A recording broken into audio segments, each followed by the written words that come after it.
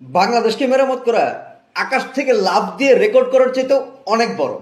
হ্যাঁ, আমি রিসেন্টলি জানতে পারলাম আমাদের আশিক ভাই নাকি আবার সে বিশ্ব রেকর্ড করার জন্য মানে আগে যে হাইট থেকে লাফ দিয়েছিলেন তার চাইতে আরো ডাবল হাইট থেকে হয়তো বা লাফ দিবেন। সো আমি এটার আসলে আপনারা মানে আপনারা কিছু মনে করেন আর না করেন, কিছু করার নাই ভাই, আমি ভাই এটার খুবই বিরোধী। হ্যাঁ, কারণ এই লাভ দিতে গিয়ে যদি ওনার কোনো কিছু হয়ে যায়, ওনার মতো একটা আশিক চৌধুরী মানে বাংলাদেশ কি আরো 1000 বছরে পাবে? আপনারাই বলেন, আপনারাই বলেন, আপনারাই বলেন, আমি কিছু বলবো না। সো আমি কখনোই চাই না যে এম, এই দায়িত্বে থাকা অবস্থায় অন্তত উনি এই চ্যালেঞ্জটা নিক। উনি এই চ্যালেঞ্জটা নিক উনি যখন বাংলাদেশের দায়িত্ব ছেড়ে দিবেন। হ্যাঁ, আমি চাই না উনি কোনোদিন বাংলাদেশের দায়িত্ব ছাড়ুক, আমি পার্সোনালি চাই না উনি সারা জীবন বাংলাদেশের দায়িত্বে থাকুক, আমি এটা চাই।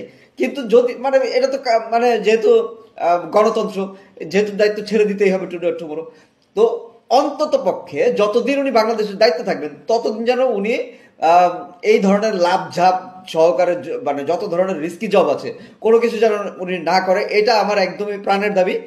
এখন আমার কথায় তো আর পৃথিবী চলবে না।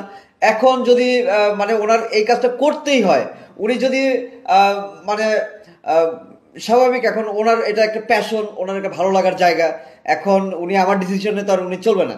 এখন উনি যদি করতে হয়, আমি আমি সহ সবাই ওনাকে রিকোয়েস্ট করবেন, ওনার কান পর্যন্ত পৌঁছে দিবেন, ওনার যত ধরনের সেফটি গিয়ার্স যত যা কিছু দরকার, মানে যা কিছু লাগে এই ধরনের কাজ তো আমি কখনো জানি না, আমার আইডিয়া নেই যে আমি ধরে ধরে বলবো। যা যা কিছু দরকার, যত প্যারাসুট, যে জায়গায় মানুষ আমি যতদূর জানি যে 2টা প্যারাসুট ইউজ করে, ওই জায়গায় আমি চাই উনি 5টা প্যারাসুট যেন ইউজ করে।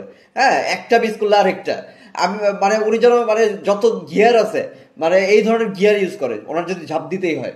যাই হোক, শুভকামনা থাকবে। আহ, উনি যদি ঝাঁপ দিয়ে ওয়ার্ল্ড রেকর্ড যদি আবারও তার চেয়ে বড় রেকর্ড করতে পারে তাহলে তো মানে আমি নিজেই কলার ঝাঁকাবো। হ্যাঁ, মানে পুরো বাঙালি জাতির হয়ে। হ্যাঁ, ওনার ওনার হয়ে, ঠিক আছে।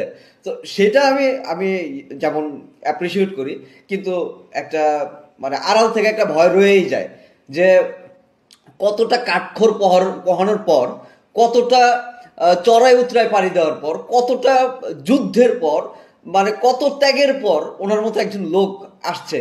হ্যাঁ, তো তার প্রতি তো ভাই ভয় লাগবেই। হ্যাঁ, মানে আমি পার্সোনালি চাই না যে আসলে এই ধরনের কোনো রিস্কি কাজে মানে উনি এখনই করুক। হ্যাঁ, উনি ইউনূস স্যারের মতো হোক।